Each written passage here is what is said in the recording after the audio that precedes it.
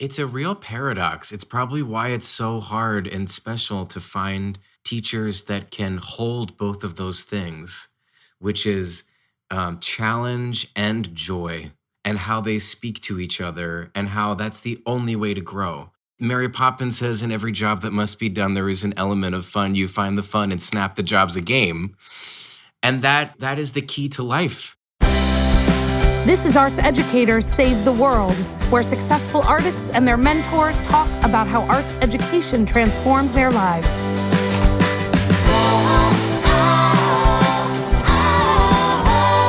Hey, welcome back, Alec. It is so good to be talking to you again. Fantastic to be back. I'm glad that we're getting this train rolling again.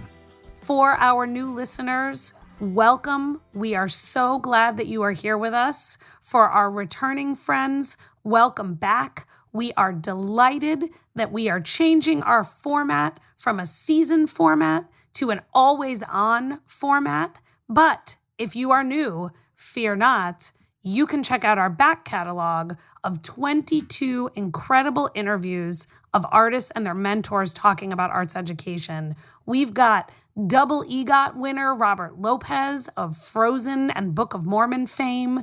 We've got producer Doug's favorite guest, MacArthur Genius Grant winner and ceramicist Bill Strickland. We've got memoirist and #1 podcast host Chelsea Devantez. Alec, who are some of your favorite guests that we've had on the show? I've enjoyed our Broadway run, which started fairly strong with Lin-Manuel Miranda. I've heard of him. Who some of our guests may have heard of. Annalie Ashford and Josh Radnor. For me, Bradley Whitford, we had the same theater teacher, and that was just an incredible experience to be able to talk about him. So check out those early episodes. And, we get these folks together with their mentors. Some of them kept up with their mentors over the years. Some of them, they haven't spoken in literally decades. We did this show so that there could be a love fest with these artists and their teachers, and it's really what it turned into. And I think that shows in their voices and in these talks we've gotten to have with them. And so we are going to kick off with an unbelievable guest. Theater, movies, TV, he's done it all. Jonathan Groff is such a gem of a human being, and he and his elementary school music teacher, Linda Tuff, gave us a delightful hour of their time where I could not believe how many specific memories they had of their work from 30 years ago. Jonathan is so connected to those early experiences in the arts as the foundation for his life as a learner.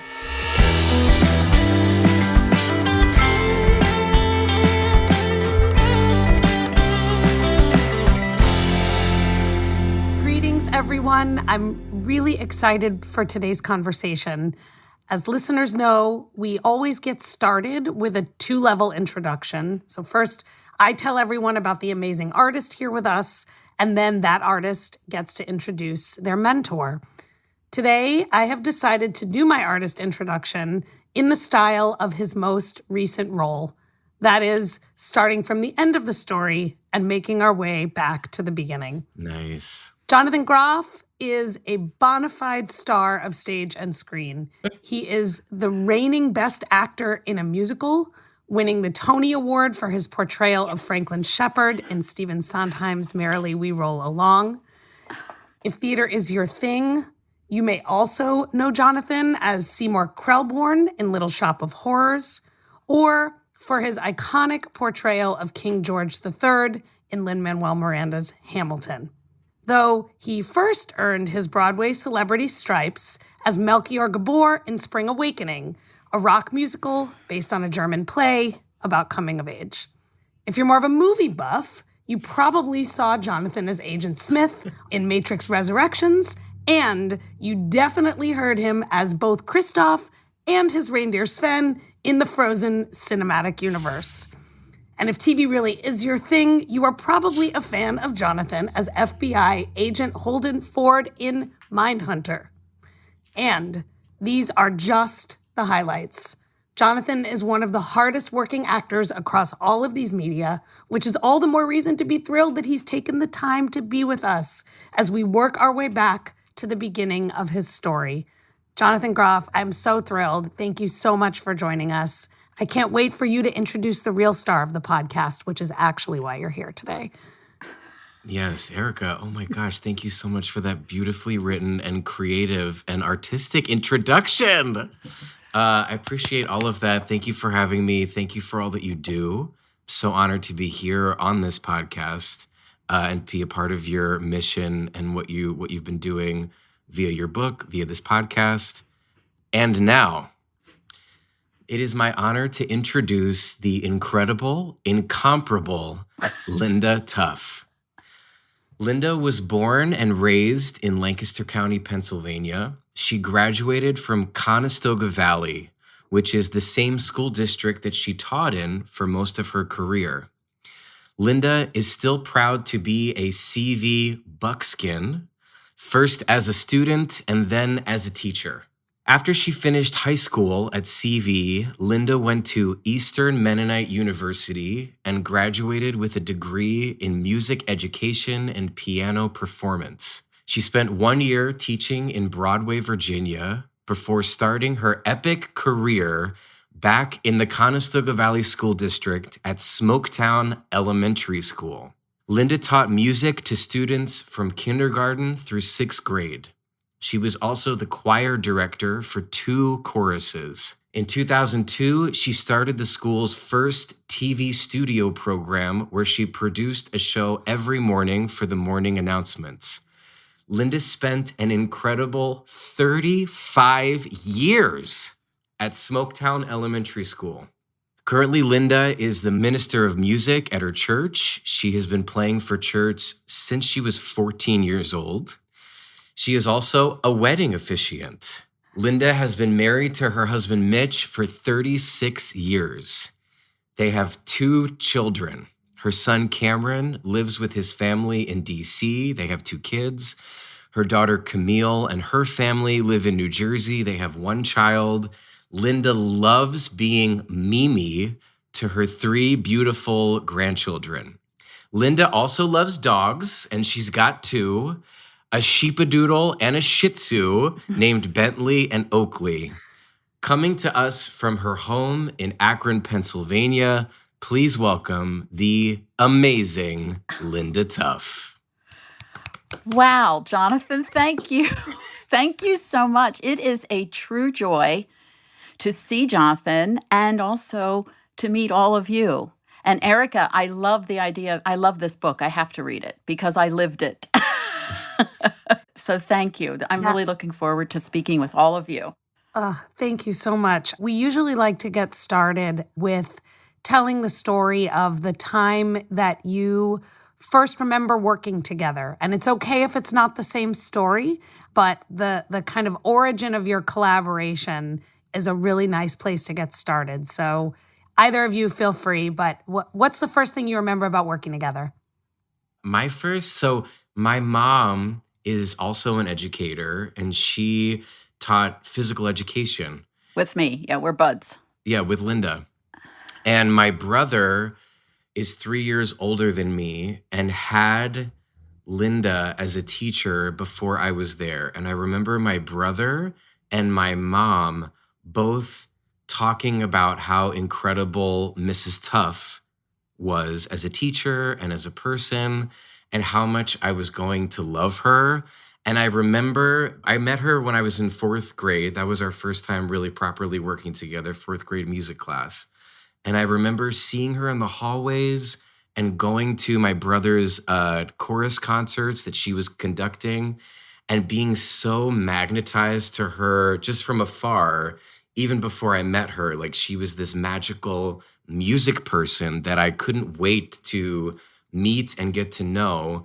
And I remember I can't remember if it was my mother or my brother telling me that she was really into the TV show I Love Lucy, which was also my big passion in 4th grade. And so I remember the first day of music class in 4th grade intentionally wearing an I Love Lucy t-shirt that I had because I wanted to connect with her so badly.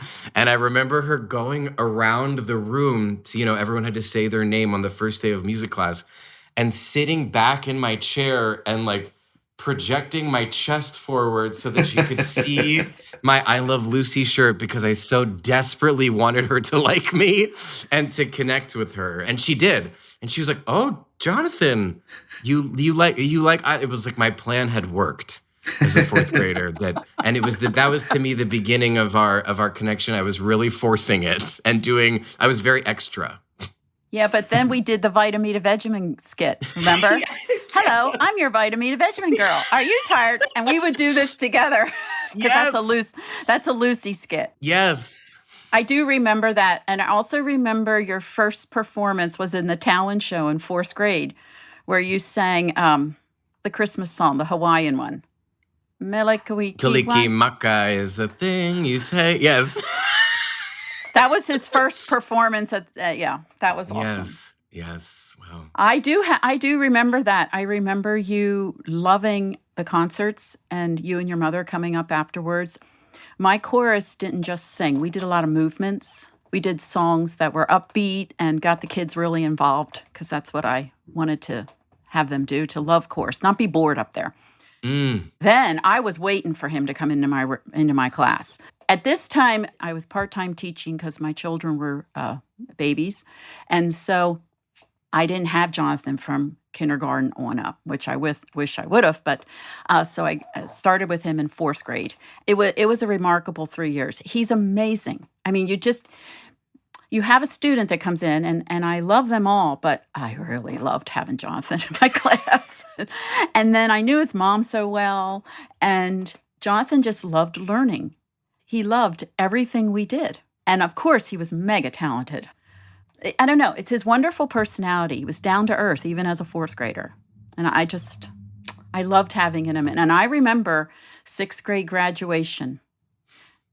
You and Jean and Barrett came back to my classroom after the ceremony was over. And do you remember we just sat in there and we almost cried together, because that was it. He was leaving me.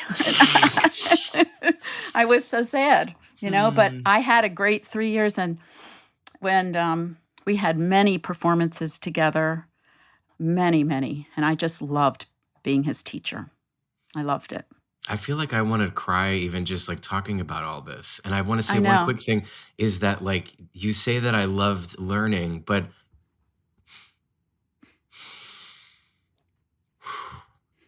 you made me love learning. Oh, thank you. Thank you so much. Because you did love it. You did. You loved learning, and you had that special spark. And it was just so amazing. And chorus was so much fun with you. You got all the solos, remember? And that was on purpose. It was just really a great time. I don't even know how to put it into words. It's just so amazing. Can I ask about this, not to be sort of poking a stick in something emotional, but this idea of coming to love learning? Jonathan, can you say what that means to you? In other words, was it music? Have you always loved to express yourself musically? Or was it the way that Linda engaged you as a 9-year-old person with music? Not to be a nerd, but can we unpack that idea a little bit of, like, what does it mean to come to love learning? Yeah. It's that magical thing that happens with certain educators. Sometimes there's a star person, there's a charismatic person that it's like you go from seeing in black and white to seeing in color. And I always loved music, and I always liked singing, and I always liked performing. But I had music lessons before. I had been singing before, whether it was church or with other people in school. But there was a way that Linda and a few of my other teachers, whether it was something, it was a math teacher that I had, Mrs. Callahan, or it was Sue Fisher in 8th grade, a drama teacher. There's a certain handful of teachers that do this magical thing where they can meet any student where they are at on their particular journey. And if the student is open to it, it's like they're like Mary Poppins, or it is magical like that. It's like they have this magical ability, and Linda is the queen of this, to take students where they are and then lift them up. I thought of her 2 months ago because another gift that she gave me too, this is like as a performer, that I really remember was in chorus. It was not like it was all fun and games. She was really about the work and really about getting it right, getting the harmonies. Like it wasn't like it was we were there just to have fun. She created a joyful environment, but she was also quite a taskmaster when it came to notes and cutoffs. I remember this one song. It was like, I know what you're gonna say. Let us walk in peace. And she was like, you're walking in pee until I cut you off. Like let us walk in peace. She was really hard about the cutoffs and really demanded a level of excellence when we would be rehearsing. But when we got to the performance, it was about joy, and it was about a celebration of the work that you had done to get to that moment. And it was about entertaining the audience, and it was about having a good time once you got to the show. And I remember we working so hard in the preparation and then being so released to fly in the performance. Because once we got to the performance, I remember walking onto the riser and being like, okay, got to get the cutoffs, got to get the thing, got to get the notes. And then Linda shocked us all by having these signs that she would lift up that said, smile. And she would look at us and smile. And it was a sign that only the singers could read, that the audience couldn't see. These secret signs. And then we were like, and then a sign that said, have fun. And she was like, all of a sudden the joy came out, and this revelation of, oh, we worked so hard to know what we were doing. So in this moment of performance, we could fly, which is a different muscle than what you're working in rehearsal. And a lot of actors still that I work with to this day don't understand that difference, that sometimes it's like they enjoy the rehearsal process, and then there's something unfulfilling about the performance, or they're miserable through the rehearsal process because they only want to get to the performance. But you need the discipline and the release of both to really succeed. And I learned that, and I still think of that so much from Linda Tuff. That's a specific performance thing. Yeah. That was one of my goals as a music educator. Thank you so much. Because I didn't want to put children up there that were not ready. And I would tell them, everyone has a part in this. Everyone can do something. And that's where the key to the love of learning, I really tried in my class to find something for everyone so that they felt like they could learn. Even to the students who didn't like music, I would find things for them to do that maybe weren't music oriented, like rolling up chords. They were excellent at rolling up mic chords. Or watching the air conditioning unit, making sure it's working, or there's tons of things. And they come back to me now and they're like, we loved your class. You let me roll up chords. I'm like, well, thank you for rolling them up, because I hate doing that. So it's like, there's so many things. And those students also would run the lights at the performances, or hook up the mics, or move those heavy choral risers. There's something for everyone. And my goal was, because I had these kids, year after year, and my goal was that when they look back at music, they remember I learned in there, but I also felt that I was something in there and I had some kind of success, because maybe their day was horrible up until then. Maybe their home life is a problem, but I wanted them to feel like you're welcome here and you can enjoy yourself here. But I control the fun. That's yeah. And let me just say, as someone, I'm here visiting a friend. I got to see her show. Her incredible singer. Got to see her show last night. And after the show, I wrapped up all the chords for them. So I want to thank you, as someone who would have been a chord rapper. Thank you from all of them as well. They You're appreciate very it. welcome. I can guarantee. And to me, it was just something very simple to make them feel like they can do it, because maybe they struggled in all the other subjects, and I wanted them to have success in my class. And of course, what do we want? We as a teacher, we want to have lifelong learners. That degree of learning looks different with each student. Jonathan, do you remember the show Looking Great in 98? Oh my gosh. Yes. That was a big show. Yeah, Yes. I took each 5th and 6th grade class along with the phys ed teacher, and each class we picked a popular song and they did like a dance routine or like jump ropes, but your class did basketball. Yep. Basketball routine. And each class came on the stage. It was a huge show and we had all kinds of props, and it was called Looking Great in 98 because it was in 1998.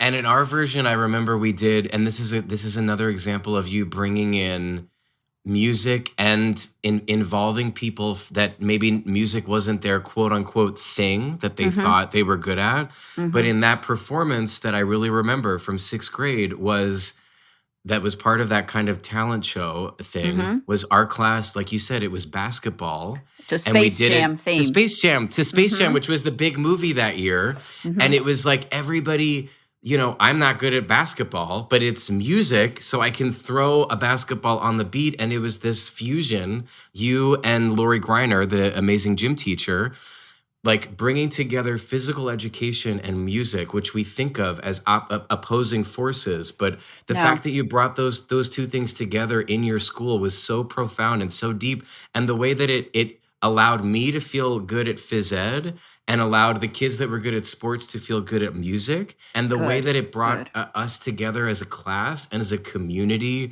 and the teamwork and the amplification of everybody's talents. It's like a movie or a TV show. Like, it sounds corny, but the way that you brought those things together was so profound and so deep, and created friendships and bonds that wouldn't have happened otherwise. But that's the quality, the essential quality that I'm talking about these educators that go above and beyond, which is not your technical job requirement. It is not your job requirement to teach life. That was your choice. That was what you brought into that room and into all of our lives. That is what changes our lives and changes who we are as a world, as a society. It's like the teachers like that do that, getting paid, nothing, that are just doing that out of the goodness of their souls and hearts, it's like the most essential job. And to choose to go above and beyond is just like such a privilege to all of the kids. It's such a gift. Thank you so much. I just wanted to say one more thing. My music class was a combination of phys ed and music all the time because we did exercises to music. I believe I'm really a big proponent of movement, and then also letting the children create movements and create routines. We did dance routines all the time that the kids created. I think that is so important. So that was a big thing as well. But more importantly, music isn't just music. They have to learn how to be good humans. That was my goal. And Jonathan is one of the best humans. I remember when he won Best Human last year. It was a really nice award. That was a good. Good. He deserves it. He definitely deserves it. Did you learn all these things in teacher school, or no? No. Great question. Okay. Well, you mean I learned the academic behind teaching music and being an educator, because when you're in music ed, you also have to take all the education classes. I learned, and then with piano performance, of course, I honed my skills to the best they will ever be. And then, of course, in student teaching is when you're in the trenches now. Now it's like, now here we go. And that's where you really learn the job, because you have to handle the classroom, because the colleges, when I was in school, discipline of classroom structure wasn't even really discussed. And that's huge. Teachers need that. So as a student teacher, you learn that then from your co-op. And then when I became a teacher, I would teach my student teachers about classroom structure. But I learned through experience, and you learn what works and what doesn't. And not everything works for every single child or every single class. The one thing about teaching is it's never boring. And don't teach with that glass barrier in front of you. Where I'm the teacher, you're the student, and blah, blah, blah, blah, blah. You know what I'm trying to say? You got to get in there with them and get to know them as people and get to their level. And then they learn. They learn. And that's what your job is. I think it's so fascinating to hear you articulate sort of how you came to be the kind of teacher that you are, because, so many of the things that Jonathan mentioned, for example, having a culture of high expectations, right? Which is a sort of fancy version of what I heard you saying around like, no, we're not just singing songs for fun. Like, we're learning to be a practicing choir that has particular qualities that make it a good version of what it is, right? So having a culture of high expectations, connecting to the cultural assets that kids bring with them into the classroom, this kind of what I would call, well, I wouldn't call it this, what scholars would call kind of legitimate peripheral participation, what I would call like there's lots of jobs you can do in art making and all of them are important. Like all of these features are things that I try to teach as a teacher of teachers, but is very hard to articulate outside of the context of actually doing it. So hearing you say like, yeah, you can kind of learn the academics of it, but it's not until you're in front of a group of kids that you mess your way through some of those strategies. Well, sort of. I do remember in college, my one education professor, she would have a Sunday night get-together at her house. And it was just snacks and stuff. And she was the education professor. And she was a music educator before she became a college professor. So that's where I learned a lot of real life, like she would say, tell us about her experiences. And she would tell us, what works and what doesn't. And that was so helpful, rather than always learning about the history of education. And I mean, I know that's important too. I'm not saying it's not, but it's really important to be able, you have to be able to teach students. And in order to do that, you have to have some kind of structure so they listen. And then you want them, my class was 99% participation. I didn't do take notes, here's a book, read this, blah, blah, blah. No, we were all about doing. So since it was such an active classroom, the expectations had to be there. So I included the children in actual classroom rules. Like, what would you like to see in this classroom? And those are the rules that we would follow. And it wasn't a long list. You kept it to 3. Did you learn how to do that instinctually? How did you, like when you say I'm teaching life, or you talk about, you got to meet the kids where they are, and you have to have a structure. Was this something that just you saw little by example in the student teachers and the Sunday night get-togethers at college, but would you say that it's like your personality and just like who you are as a person that led you to this sort of like ethos as a teacher, like over time? Where did you learn this? I don't know. So the special magic sauce that you have, I guess I'm trying to figure out. I don't know. It just came naturally. Yeah. From the time I started at Smoketown, Mr. Peach, the principal, he would come in 4 times a year to evaluate and everything. And he always loved what he saw. So, I mean, he'd always say, this is great. This is great. And I don't know. I guess it's just. Did the structure evolve as kids changed, as the Yes. times changed? As Yes. like how did that go? Yeah. Because our school, our clientele of students changed from the time you were there, Jonathan, till the time I retired 3 years ago. So you either sink or swim. That's pretty much how it is. And so I chose to swim.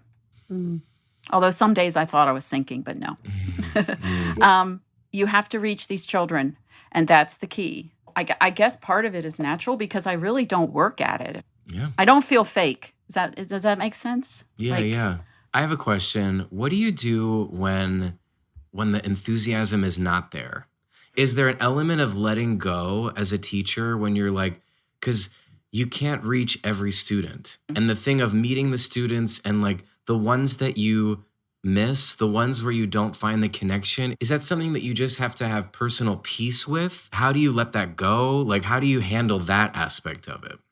So I had 7 classes a day. Oh my God. 7 45-minute classes a day. Plus TV studio in the morning and parent pickup duty in the afternoon. Now, that being said, I saw a lot of kids all day long, and I saw almost the whole school. So at that time, our school was like 600 students.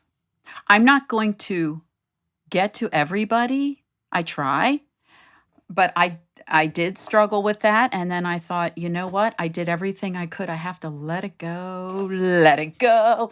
Okay. I just had to let it go. Yeah. Because I tried. And sometimes if I didn't connect with a student in my classroom, believe it or not, I might connect with them when they're waiting for their parent to pick up. I don't know. We'd talk about something else. Or, yeah. And then some students, they didn't want to, they didn't like school. They didn't want anything. I don't know. I had to, at least I know I gave my 100%. That was my goal. Every day, do the best you can, and that's all you can do. This conversation is so in line with, everyone will. It's available now. I'm going to get it. It's so in line with the book, which talks about, again, it's not how arts education saves artists. It's how it can save the world, and or how arts can save education, not how arts could just save artists. And you've talked about life. Obviously, it's all about life, but very practically, this connection of music and phys ed is like, that deserves a chapter in Erica's next book of how do we use these practices here in the arts to move into everything, math, gym, and life. And Jonathan, what you're saying about the art of preparation versus the art of performance, the practice of preparation versus the practice of performance and its purposes, can you connect that to you as a human, whether as a student in other disciplines, in other classes, or just in life? How has that become a part of who you are, if it has? Oh my God, it's everything. Yes, it's this balance, and it's an impossible balance to be perfect at. But it's this attempt to be intentional and be hardworking and have goals, have focus, have a path forward, have a plan of where you want to be, and then releasing that plan and knowing that, it's like we make plans and God laughs, or whatever the famous saying is of like, it's that idea of rehearsal versus performance is so universal because we all rehearse our lives. We might even rehearse what we're going to do this morning. And where are we going? You're getting in your car to go somewhere, you're meeting a friend, you're having a plan about what is going to happen. And then of course, every moment of every day is not how we planned it. So it's impossible balance of preparation meeting reality, but that this kindness with yourself of you're in the performance and it's not going to be perfect. And so having in the performance of life, whether it's a romantic relationship, a friendship, you're at your job, you're a teacher who's not reaching a student, there's always going to be pieces of the puzzle that aren't adding up in the perfect world of what you would like to happen. But having breathability, having joy, like Linda would lift the sign, smile. Linda would lift the sign, have fun. This is the grand subtext that underlays all of our best made plans and all of our desires in life is smile, have fun. At the end of the day, if you can bring that to your discipline and your hard work and manage to somehow find that brief moment where you can be both, that's something I think worth striving for in every aspect of life. May I add something there? I just remembered. Now, I've been out of school 3 years, but I can still remember what all happened. With rehearsal with the chorus, I would tell the kids when it was getting like, oh my gosh, we're not getting this, and they get frustrated. I would say, I'm frustrated too. I think it's just the action of come to where they are. Like, I'm human too. This isn't sounding good. Let's go. This is stinking right now. And so I would come to their level, but then I always would tell them, this isn't fun right now, but when it's going to be fun when you get it right. And that little moment of, not to say that I was all about fun, because I wanted them to learn, but I also wanted them to enjoy it. But Fun doesn't necessarily mean no structure, because that was not who I was. But fun, I'm like, when you get up on that stage, I want you to be happy with what you've done. And that's why we're putting all the work in now. And I'd always say, we're building a house, the foundation. Now we're on the first floor. Come on, let's get to this second floor. And, it's that sort of idea where meet them in the trenches with them. And I think it also is you have to develop a trust with your students, because they had to trust me that they were going to enjoy being on that stage and they were going to have fun eventually. And then when they did, it was just it was like a light bulb went off. It was magical. It was magical just for me too. I mean, sometimes I would just want to cry at the end of songs because it was so great. But yeah.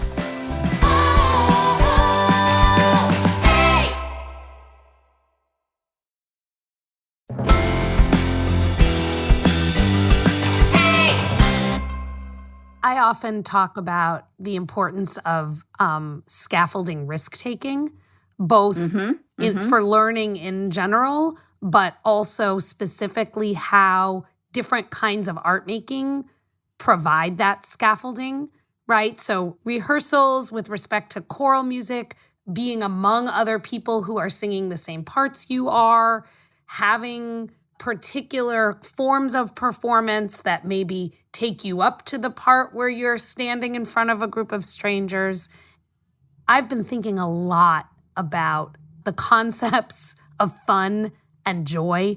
And, you've mentioned it a lot today, but I think there's this frankly wrong-headed idea in education and in learning that difficulty and fun are opposites, right? So correct. If you're doing something quote unquote hard, then it can't possibly be joyful or fun. And my favorite thing about arts learning is how much on display the relationship between difficulty and joy is.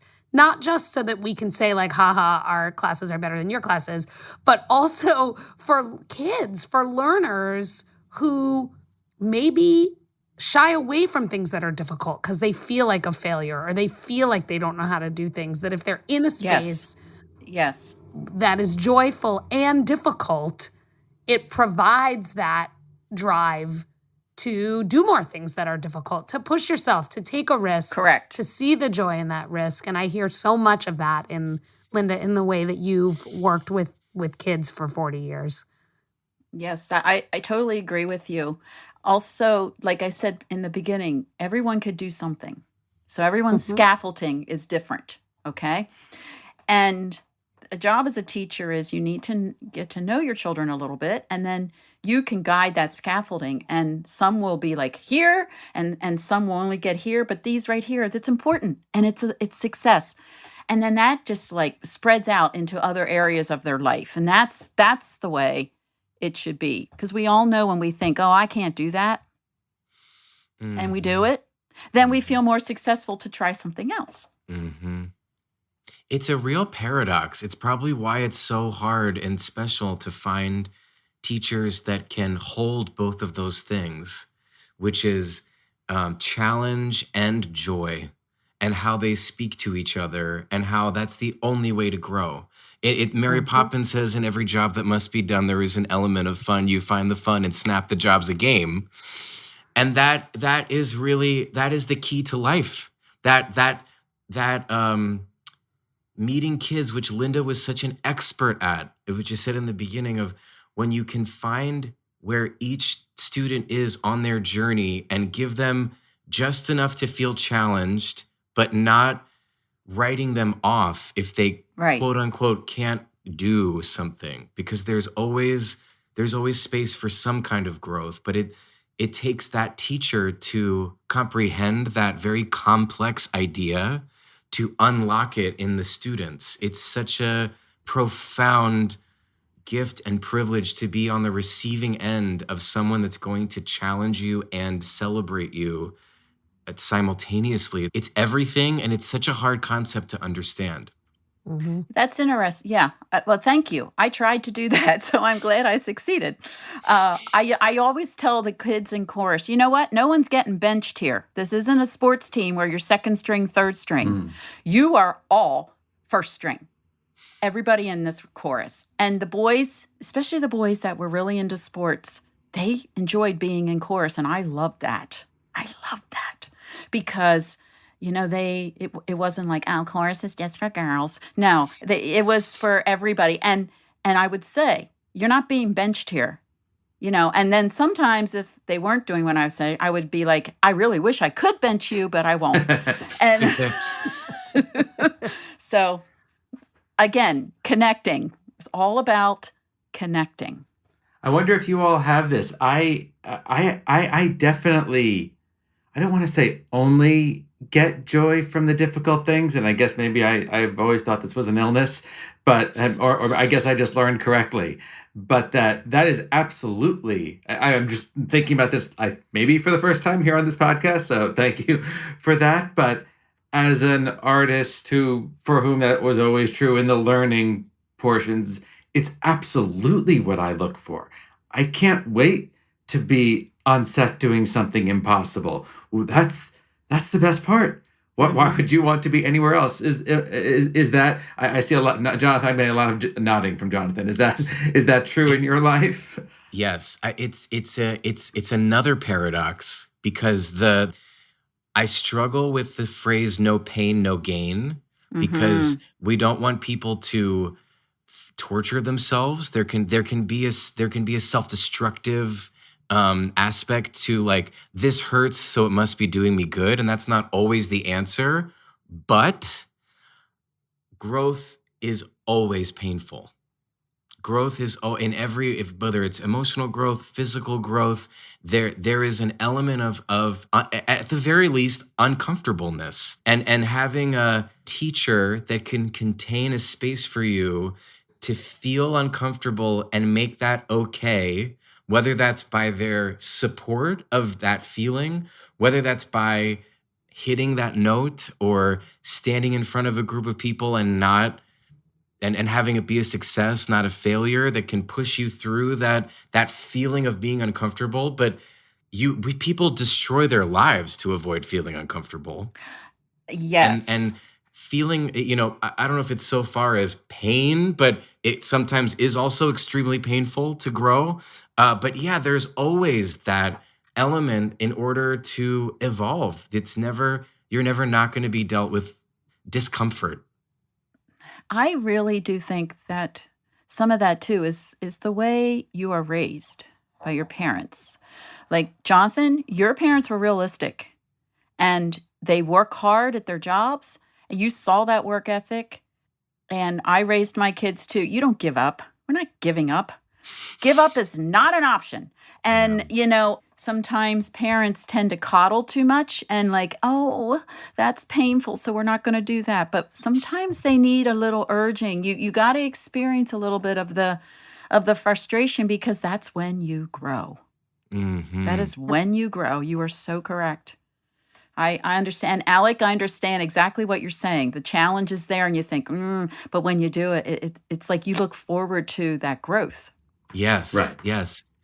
And those nerves that I had a young girl ask me the other day, like, her mom actually asked on behalf of her, and she was standing there, she has stage fright, but she loves to perform. What do you say?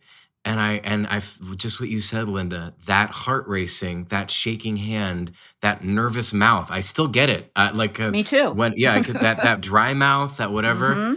This is not something to run away from. Embrace it. Embrace it. It's a sign of growth. We're growing. This is evolution. This is a great sign. This is a green light. Again, I don't want to promote self-destruction, but when it comes to these things like nerves, anxiety, fear, uncomfort on the path to growth, these are great green flags that you are on the right path. That confusion, that discomfort, that strange feeling, that heart racing is like the 2 thumbs up that you're heading somewhere that's really exciting, heading somewhere new. Yeah. But that's not always easy, but yes, you are correct. Work past it. You can do it. That was Yeah. one of my signs that I held up too. It said, you can do You it. can do it. Yeah, I remember that one. Yep.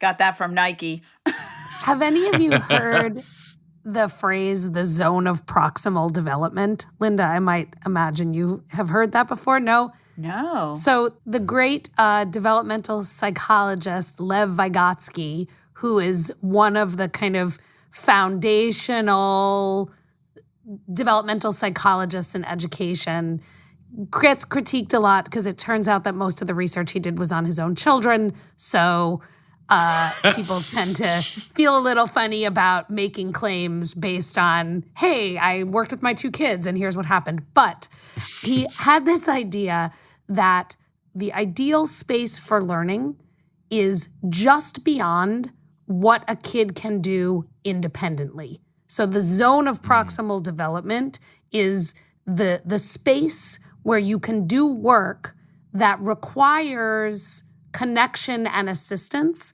not so much that you feel like you're not making the leap yourself, but not so little that it's something that you already can do.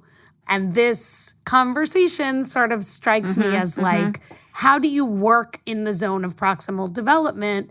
Jonathan, I think the no pain, no gain a little bit is like, well, a lot of times when we're quote unquote out of school or not with a teacher, you feel like you have to do that yourself. And that can be really alienating to say, like, how do I push myself beyond what I'm capable of by myself, right? But a good teacher lets you kind of sit in that space of discomfort, but with the knowledge that there's assistance or there's collaboration kind of in that space. That is so well articulated. Yeah, I feel it that. has a name. I didn't know it had a name. I can come up with a 50-cent name for almost anything in education. It's a gift. That's awesome. In what ways did you continue to have a relationship beyond 6th grade? And I ask that because, you know, sometimes when we talk with artists and mentors, it's an active relationship. You all had your primary mentorship relationship between the ages of like 9 and 12. How did you continue to work together, or what ways did you think about this mentor-mentee relationship?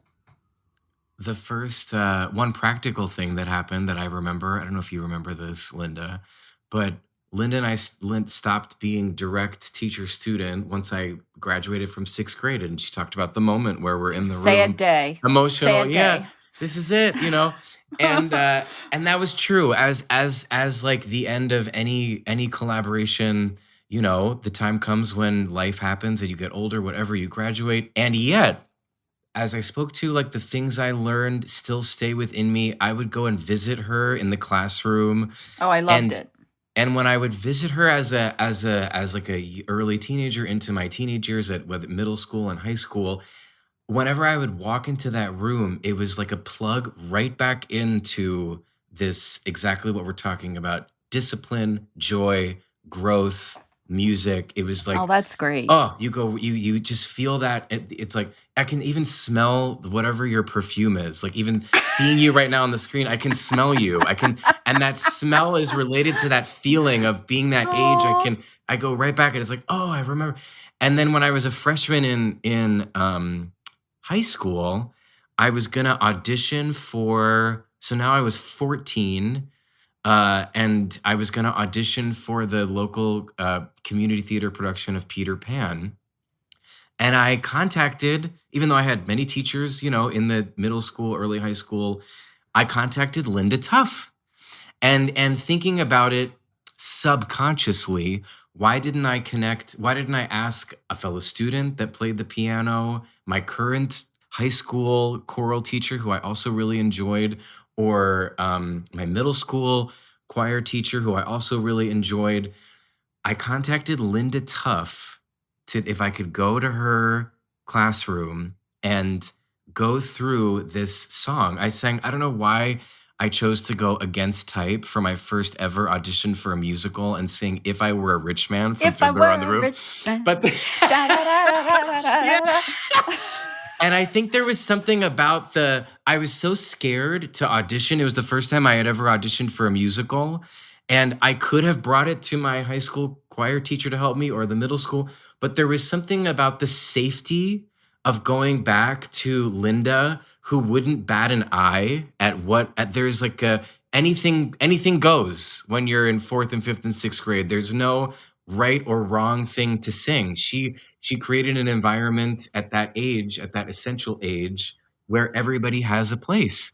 And so I think subconsciously I must have, out of like a deep fear that I was feeling of like, is this the right or wrong thing? I don't know. Let me go back to Linda Tuff, who is pure joy and technique and non-judgment, and go and tap into my fourth grade self wearing the I Love Lucy shirt. Because at this point I'm through puberty. It's like, I'm in a different place now. And she helped prepare me for that audition. And I got Curly the Lost Boy from that audition, which was the first theatrical thing. So that was even as a young teenager, years outside of the elementary school classroom, I went back and she helped me. And then would go visit all the time through the years, and Linda's come and seen me in shows through the years, and we've stayed connected that way. And my mom and Linda taught together for many years. And we're friends. We'd go down to the farm with the horses in the pool. Yes. Also, do you remember when you had your first audition in New York City? Mm-hmm. Yep. And I had an old cassette recorder, and I think you did If I Was a Rich Man there too, didn't you? I Or did. no? You played me. I don't remember. Anyways, from the Soon It's Gonna Rain from the Fantastics. That's what you played. Yep. Okay. I did his accompaniment. So he goes into this audition, and I remember his mom calls me from the audition line. And I'm in school, but I took it because I knew he was having this big audition it was for Sound of Music. It was his first big thing after high school graduation. And she goes, "Oh my word. Everybody has portfolios and everybody has agents. And here we stand with our little cassette tape." Yes. Practicing to your accompaniment. Yes. And Jonathan got the part. Yep. And that was the beginning. You know? I didn't go to college. I went on the road with the Sound of Music. It was a huge life-changing moment. I want to finish with a little story that is kind of an incredible wrapping for this, which is, Jonathan, I'm confirming we have never met before. Linda, we have never met before. But in the Arts Educators Save the World cinematic universe, I have to share with you that the very first episode that we did of this podcast, and essentially the foundation for it, was Alec and I went to the same elementary school. We had this elementary school music teacher who we also, Alec and I, are childhood friends of one Robert Lopez, who is our same year. Writer of Frozen, for our audience who is not making the automatic connection. So Bobby and Alec and I had the same elementary school music teacher who changed all of our lives. Bobby wrote original music when we were in our sixth grade graduation. We sang as a chorus the song that Bobby wrote for us. And then to put the final bow on, those very first episodes also feature another Barbara Ames alum, Lin-Manuel Miranda, who is younger than Alec and Bobby and I, but also went to our elementary school and also had this elementary school music teacher who, I mean, we could do like a find replace in that interview, Linda, for some of the things you said about the ways that you thought about your work in the way that Barbara thinks about hers. And I say we've never met because I think sometimes to listeners, these feel like just so stories. Like, oh, of course, you're talking, but you all are from Lancaster, Pennsylvania. We grew up in New York City. And these ways of understanding why art making matters are so transformational for all of us as professionals, but also, Linda, to have someone like you, someone like Barbara, shape all of what is possible. And, not to be too cheesy, leads to, now Jonathan is a Tony Award winning actor, and you can draw the lines directly. So I wanted to share that with you all as I've been kind of thinking about the magic of these relationships and these conversations and the gifts that we were all given to be, Linda, in your orbit and in Barbara Ames' orbit, and how that shapes our lives. I would love to sit down and have a conversation with her. The arts have a place, and unfortunately, we really you're do. seeing now, I can't speak for private education because I'm public education, but we're easy to cut. We're an easy target. We're not on the PSSA testing. We're not on the big testing. And I have spent a lot of my career fighting for our programs. And so I would say, keep up the fight. I still do. Anytime I get a chance to speak to an administrator or a school board member, I'm there. I mean, arts are so important for education. Please don't look at us as something that you can cut. It's something you should keep because we make memories. We do. You don't remember that math test in 7th grade, Well, maybe you do if you did really bad or you did really well. But you remember what you did in other classes, and you remember how you felt as a human. And arts involve human. There's no other way to say it. It's the most beautiful part about being human because it's connected to love. It really is. And there's really nothing without, we're talking about Bobby and Lynn and I, like that we, went on to have these careers as artists, but it really is also just as essential for the people that haven't gone on to have careers as artists. Oh, exactly. The essential conversation that happens between sort of practical math, reading, learning, and the arts, that you can't have one without the other. Exactly. It goes together. It's a team effort. And, I was just reminded, my car went into the shop a few years ago, my other car, and the mechanic was a former Smoketown student. And that's where I taught Smoketown Elementary. And he was like, "Oh my gosh, I'm so glad to see you." And I'm like, "I'm so glad you're working on my car." It's exciting. Yeah. I'm just thrilled that they learned about life and they're trying their best, and that's what it is. That's what the arts do. They push you, and I love it. I will just wrap up by thanking you both for your generous time today. Both of you have a lot of other things that you could be doing other than having this conversation with us, and it really... Linda, what your words about advocating for the importance of the arts in schools is exactly why we do this. And Jonathan, frankly, your presence is what brings people to hear the words that Linda has to say. So, you both play an equally crucial role in uplifting the importance of art making in our teaching and learning lives, which is exactly why we make this in the first place. So thank you both for spending time with us today. Thank you for having me, because it's so important.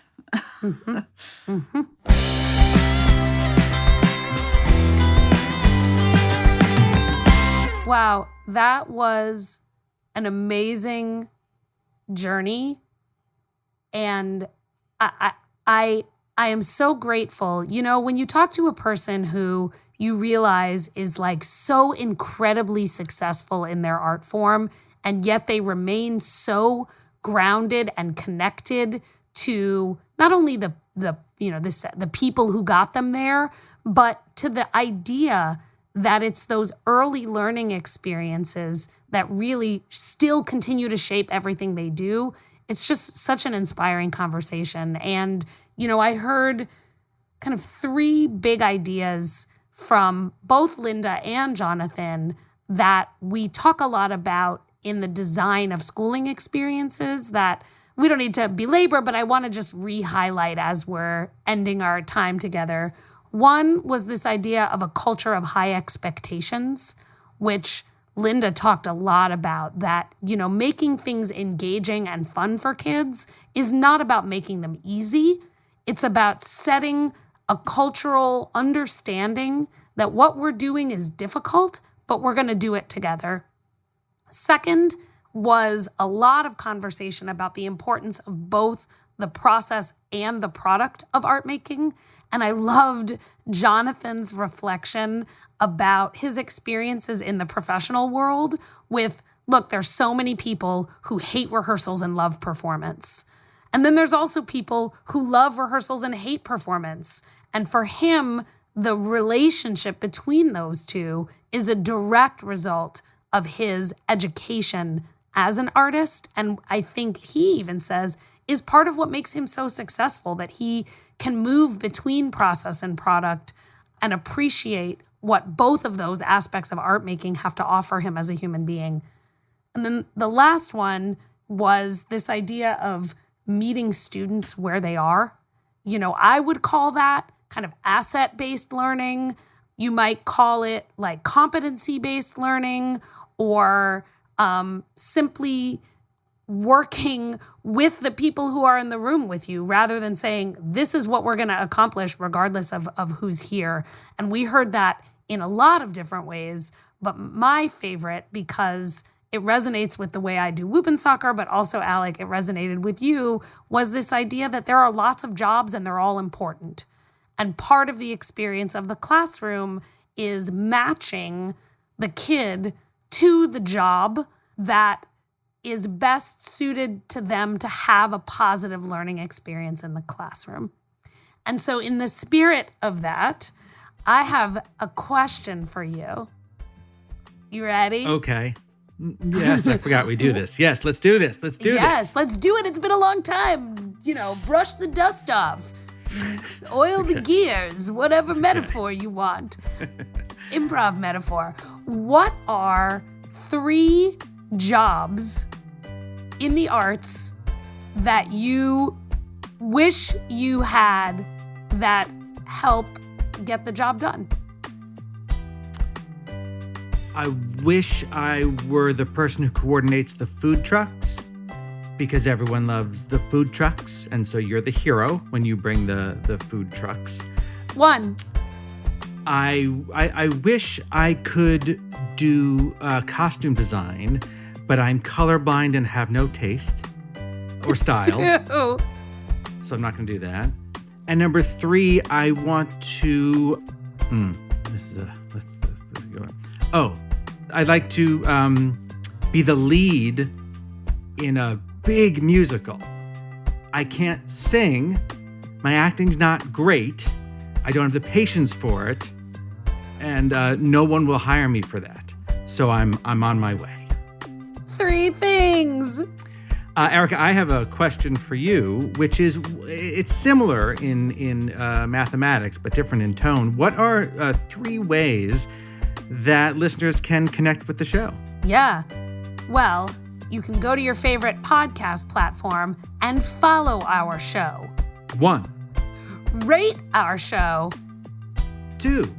And leave a review for our show. That's 3 things. I want to be clear. Don't rate it with a 2, by the way. That was the second thing. Rate it with the highest. We don't want to tell you how to rate. You should rate the show how you want. Especially if you want to give it 5 stars. We want you to engage in the way that is meaningful and we want to you. meet you where you are and have an asset-based rating system here, which results in 5 stars. Onward together.